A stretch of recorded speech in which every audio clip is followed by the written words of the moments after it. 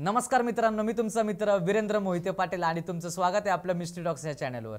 तर आज आपल्या इकडे जे पाहुणे आलेले आहेत ते छत्रपती संभाजीनगरवरून आलेले आहेत आणि त्यांनी खूप गाड्या वगैरे चेंज करत आपला एकसा टायमिंग होता, पण त्यांना यायला 3-3:30 वाजले। काही प्रॉब्लेम नाही, कारण की ते खूप लांबून आले म्हणून आपण एक अख्खा दिवस त्यांच्यासाठी ठेवला होता। तर चला आता त्यांच्यासोबत आपण गप्पा मारूयात, त्यांच्यासोबत घडलेले अनुभव ऐकूयात। नमस्कार सर। नमस्कार। काय आपलं नाव? माझं नाव प्रणव शिंदे। बरं, काय करता तुम्ही? मी आता IT BSc IT चालू आहे। बरं, आणि कुठून आलात तुम्ही? आम्ही छत्रपती संभाजीनगरवर। बरं, तुम्ही मिस्टर टॉक्सला कॉन्टॅक्ट कसा केला? आता आम्ही तुमचे व्हिडिओ पहिल्यापासून बघतो, तर आम्ही असेच आमची स्टोरी होती, म्हणलं यांना ईमेल करून बघू। मग तुम्हाला ईमेल केली, तुमचा फोन आला आम्हाला। असं वाटलं नव्हतं आम्हाला की तुमचा फोन येईल म्हणून, पण आला। बरं बरं, तर काय काय कसे तुमच्यासोबत अनुभव घडले आणि याची सुरुवात कशी झाली? सुरुवात अशी झाली ती की आता आमच्या घरीच घडलेली, समजा आमच्या घरच्यांसोबत। आमची एक तर जॉईंट फॅमिली आहे। जॉईंट फॅमिली म्हणली की आम्ही सगळे एकत्र राहतो आणि दिवाळीच्या 2-3 दिवसा पहिले ही घटना घडलेली आहे। आता दिवाळी 2-3 दिवसा पहिले आम्ही सगळे जॉईंट फॅमिली आम्ही पुरं, आता आमची काकू आणि आमचे काका ते आम्ही एकत्र होतो आणि त्याच्यानंतर म्हणजे चुलता चुलते आम्ही एकत्र होतो आणि त्याच्यात मग घरी मग आईची आणि काकू थोडी किरकिरी झाली ती। आईची थोडी म्हणजे भांडण झाली, किरकिर झाली ती थोडी। मग काकूने म्हणजे दिवाळीचेच टाइम पिरियड? हां, दिवाळीच्या टाईम पिरियडमध्ये मग काकूने ठरवलं की आम्ही चेंज करणार घर, आम्हाला वेगळं राहायचं, सेपरेट राहायचं। आणि काकू तेव्हा बाळातीन होती, म्हणजे प्रेग्नेंट होती। मग त्याच्यानंतर मग काकूने घर बदललं, काकूने घर चेंज केलं। मग आम्ही इकडे राहायला लागलो। मग काकू ते गावकडच्या साईडला गेले। आता गावकडचं नाव समजा मी गावला गेले, त्या साईडला राहायला। मग त्या साईडला राहायला गेले की तिकडं कसे तिकडंच तुमच्याच जिल्ह्यामध्ये? आमच्याच जिल्ह्यामध्ये, पण त्या साईडला राहायला गेले आणि तो थोडा गाव म्हणजे खेडं टाईप गाव होतं, खेडं टाईपसारखं। आणि शहरातून तिकडे गेले त्यांना एवढं काही जमत नव्हतं आणि त्यांना आता शहरातली सवय, पण गावाकडं कसं रात्री लवकर अंधार पडतो समजा। आता शहरात जास्त वेळ जागे सवय राहते, हां गजबज राहते। मग काकू तिकडे गेली राहायला आणि त्या टायमाला तिथं म्हणजे रात्री समजा त्यांना फिरायची सवय, आता इकडं कशी फिरायची सवय 8-9 वाजेपर्यंत, तर तसे ते म्हणे की आपण एक चक्कर मारून येऊ। त्यांचं जेवण झालं, ते रात्री गावाकडे चक्कर मारायला समजा त्या साईडला, आणि त्या साईडला चक्कर मारायला आणि तिथं म्हणता की ते वडाचं झाड, त्या साईडला वडाचं त्यांची रूम, त्यांचं घर होतं, घराच्या साईडलाच वडाचं झाड होतं थोडं समोर। तर तिरून त्यांनी चक्कर मारली आणि त्यांचं ते रोजचा टाईम झाला। त्यांनी पहिल्या दिवशी चक्कर मारली, मग त्यांचं रोजच ठरलं की त्याच टायमाला रोजच म्हणजे 8-8:30च्या दरम्यान रोज त्याच टायमाला त्याच झाडाच्या बाजूने ते गोल चक्कर मारून येते काकू, प्रेग्नेंट असताना रोज। आणि ते काकाला काही माहीत नव्हतं। आता काका ड्युटीला राहायचे, ऑफिसला राहायचे, पण काकू चक्कर मारून यायची एकटीच। आणि घरी आता आजीला काय करणार, आता ते आजी म्हणे आता जेवण झालं, जात असेल चक्कर मारायला। मग त्याच्यानंतर मग बाळ झालं समजा 9 महिने, थोडे काय 5 महिन्यानंतर बाळ झालं समजा, काकूला बाळ झालं।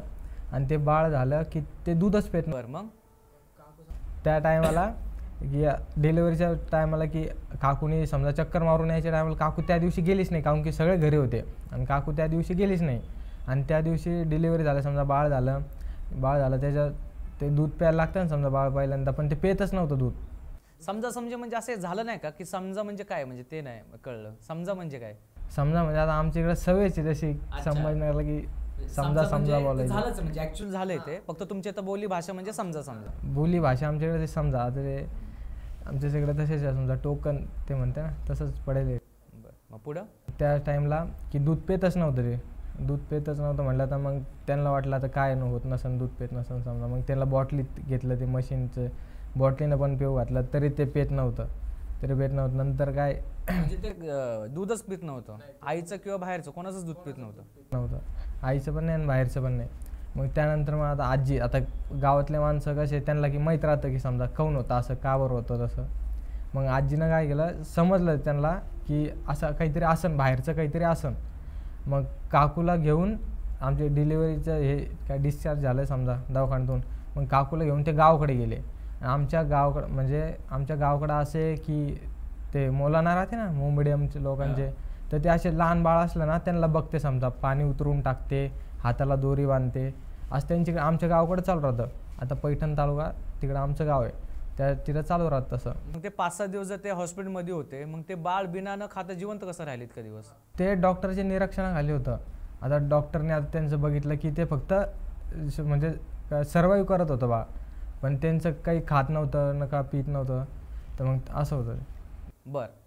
मग त्याच्यानंतर मग मग आपण परत तिकडे येऊयात. ते तुम्ही म्हणले की ते मौलानाच्या इकडे गेले, मग काय झालं पुढे नंतर? मौलानाच्या इकडे गेले समजा, ते दोरी ते बांधते, मग आम्ही तिकडे गेलो आणि ते मौलाने समजा बाळाला बघितलं की त्यांनी सांगितलं की याला बाहेरचं लागलेलं आहे, याला बाहेरचं लागलेलं की म्हणलं की आमच्या आजीला समजलं की हा म्हणून. आणि आजी पहिली पण बोलली होती की आता माझ्या आईला पप्पाला तर म्हणली होती की हिच्या बाळाला बाहेरचंच लागणार असणार, काहून की असं कोणतं बाळ नाही की ते दूध पिणार नाही म्हणून, असं बाहेरचंच लागणार असणार. मग त्यांनी बरोबर सांगितलं तिकडे जाऊन.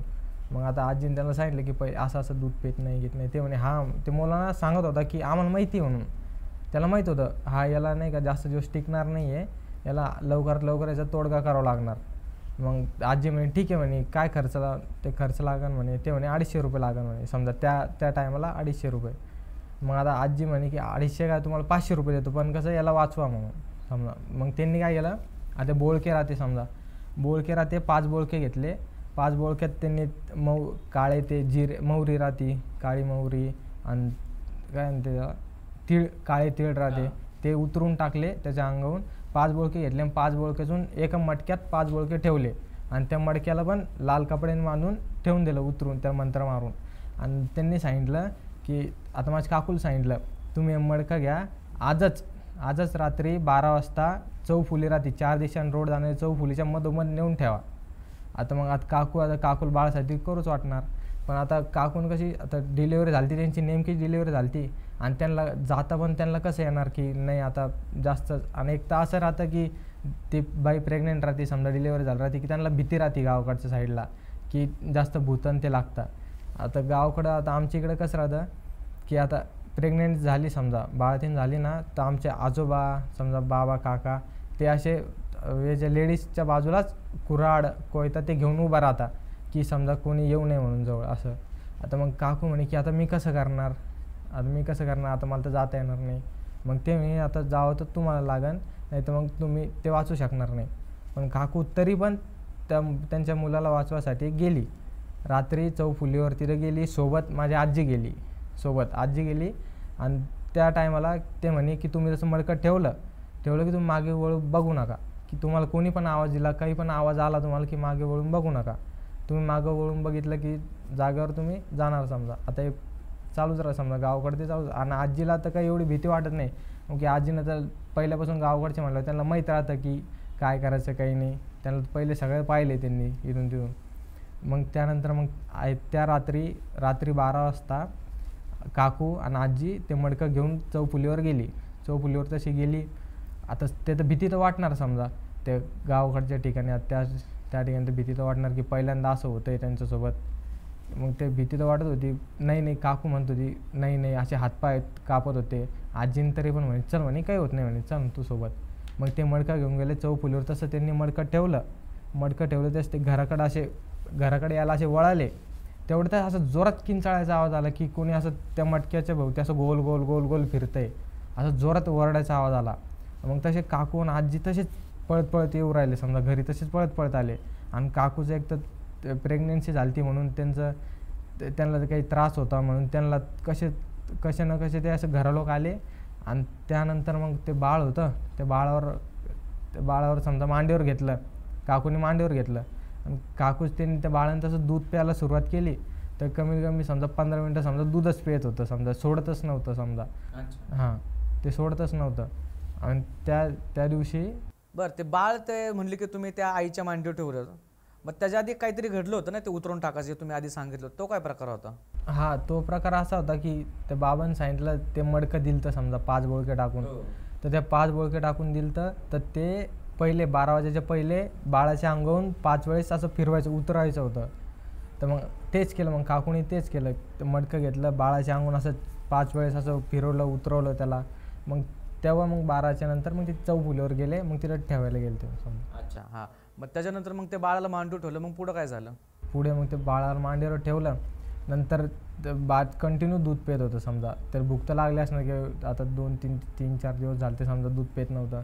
मग ते असंच डॉक्टर ज्याच्यावर समजा चालू होतं, सर्वाईव्ह चालू होतं त्याचा, त्यांनी कंटिन्यू समजा दूध प्यायला लागलं. मग ते थोडंसं मोकळं झालं समजा. असं पहिले असं अडकूनच राहायचं बाळ, म्हणजे ना असं जास्त बोलत ना. बर, म्हणजे बाळ असं आखडल्यासारखं होतं आधी. हां, म्हणजे बाळ असं आखडल्यासारखं होतं, असं त्याला मोकळं नव्हतं समजा ना, असं जागेवरच समजा असं आखडल्यासारखं होतं. श्वास त्यात चालू होता पण ते असं आखडल्यासारखं होतं, जसं का त्याने असं कोणी झपटलं त्याला, असं की असं धरून ठेवलं हालू नको म्हणून असं. हा बरं, मग पुढं? आता आधी इथून त्यांनी समजा दूध पिलं, बाळ भूक लागली होती समजा, तिचं पोट भरलं असं बाळाला. मग त्यानंतर मग सकाळी साडे समजा दुसरा दिवस आला, दुसऱ्या दिवस समजा बाळ पुरं क्लिअर ओके झालं, ओके म्हणजे झालं. हा बरं, मग आता बाळ दूध पण प्यायला लागलं, त्याला टॉयलेट पण एकदम चांगली होत होती, कारण की तसंच लहान बाळाचं कसं पहिले एक तर दूध पण पिताना समजा पहिले टॉयलेट पण नव्हतं कारण काहीच नव्हतं, कारण की ते खातच काही नव्हतं ते पण करत. आता समजा एकदम ओके, डॉक्टर पण म्हणले की हा ठीक आहे म्हणे, आता पहिल्यापेक्षा फक्त काळजी घ्या म्हणे त्याची. मग हे बाळ वगैरे म्हणजे हे बाळ आहे हे व्यवस्थित झालं, डॉक्टर म्हणले की सगळं आता व्यवस्थित आहे. मग त्याच्यानंतर कळलं का की बाळाला किंवा आईला काय झालं होतं एक्झॅक्टली ते? हां कळलं ना, ते झालं तर की ते आमचं वडाचं झाड होतं काकूच्या घराच्या बाजूला, तर तिथं एका बाईनं समजा फाशी घेऊन मेली होती समजा, तिनं फाशी घेतली होती त्या झाडाला. मग तीच बाई आता ते मुलांना होते त्यांच्याकडे गेलतो समजा पहिले, तर मग त्यांनी आजीला सांगितलं होतं की आता काकूला तर नाही सांगू शकत डायरेक्ट की असं ती घाबरत म्हणून काही नाही काही. मग त्यांनी काय केलं की आजीला सांगितलं की तुमच्या त्या मुलीच्या घराच्या बाजूला की एका झाडावर एका बाईनं फाशी घेतली होती. त्यांनी क्लिअर कट सांगितलं, ते अजून पण आहे ते बाबा की सांगते समजा सगळं सांगते. मग त्यांनी सांगितलं की तिला फाशी घेतली होती आणि तीच बाई बार तिला रात्रीच्या टायमाला 8 आणि 8:30च्या दरम्यान तीच बाई तिला बोलवायची समजा झाडापाशी चक्कर मारायला. तिचं झाडापाशी चक्कर मारायला बोलवायची तीच बाई. आणि ते बाई तिनं फाशी घेतली होती, तिचं असं होतं की तिला बाळ नव्हतं आणि काकूच्या पोटात बाळ होतं. मग तिला वाटायचं की हे माझंच बाळ आहे, तिला वाटायचं की हे माझंच बाळ आहे, म्हणून ती काकूला रोज त्या झाडाच्या अशी चक्कर मारून घरून परत आणून सोडायची समजा तिच्या अंगात जाऊन, असं सांगितलं ते सांगत होते. मग त्या टायमाला की ते म्हणे की तुम्ही तेवढं होईन तेवढं त्या घराच्या लांब राहा. आता मी इथं याच्या अंगातून काढलं समजा, ते बाळाच्या मागं ते लागलं होतं, मी तिथं काढलं पण तिथून नाही काढू शकत, त्यांच्या त्या घराच्या बाजून तिथून नाही काढू शकत, तिथं अस्तित्व आहे ना, कारण की मग तिथून नाही काढू शकत. म्हणून तुम्ही तेवढं होईन तेवढं तुम्ही त्या घराच्या बाजूला किंवा लांबच राहा, त्या घराच्या जवळ जाऊ नका. मग काकूनं मग परत आमच्या इकडंच आमच्या गल्लीतच घर घेतलं आणि आज ते बाळ पण आता एकदम चांगलं आहे आणि काकू पण आमची इथंच राहते समजा गल्लीतच. घरी तर येत नाही समजा, पण ते राहते गल्लीत. मग आता काय प्रॉब्लेम वगैरे काय नाही आता काही त्या बाळाला किंवा त्या आईला काही त्रास वगैरे अजून पण नाही, अजून तर काही त्रास झाला नाही, पण आईला अजून त्रास होता कारण की ते प्रेग्नन्सीच्या वेळेस त्यांनी एवढी समजा धावपळ केली, त्या टायमाला रात्रीच्या वेळेस धावपळ केली, तेवढं त्यांचे ते सिजर कट झालं समजा, ते तुटले होते समजा, सिजर झालं तर त्यांचं तिथं प्रॉब्लेम आला होता. मग त्यांचं कधीमध्ये असं पोट दुखतं समजा की त्यांना दवाखान्यात जावं लागतं त्या टायमाला. असं फिजिकल थोडासा प्रॉब्लेम, बाकी ह्या दुसऱ्या गोष्टींचा काय प्रॉब्लेम नाही दुसऱ्या गोष्टीचा काहीच प्रॉब्लेम नाही. तर मित्रांनो, हा होता सरांनी अनुभव सांगितलेला आणि सर खूप लांबून आले आणि ते थोडेसे कॅमेरा कॉन्शियस असल्यामुळे त्यांना सविस्तर सगळ्या गोष्टी सांगता नाही आल्या, पण हा प्रकार खूप भयानक होता. आणि ह्या अनुभवात तुम्हाला काय शिकायला भेटलं नक्की आम्हाला कमेंट करून सांगा. आणि ह्यांच्यासारखं जर तुम्हाला आपल्या पॉडकास्टवर यायचं असेल तर गुगल फॉर्मची लिंक दिलेली आहे, ती तुम्ही भरा, आमची टीम नक्कीच तुम्हाला कॉन्टॅक्ट करेल. आणि जर इमिजिएटली जर तुम्हाला यायचं असेल तर इंस्टाग्रामची पण आपण लिंक दिलेली आहे, इंस्टाग्रामला तुम्ही फॉलो करा, तुम्हाला तिथून आपले सगळे अपडेट्स भेटत राहतील. स्टोरी आपण टाकत असतो कंटिन्यूस काही ना काही, तिथूनही तुम्हाला सगळे आपले अपडेट्स माहीत पडतील. तर चला आता आज इकडंच थांबूयात. धन्यवाद. जय हिंद, जय महाराष्ट्र.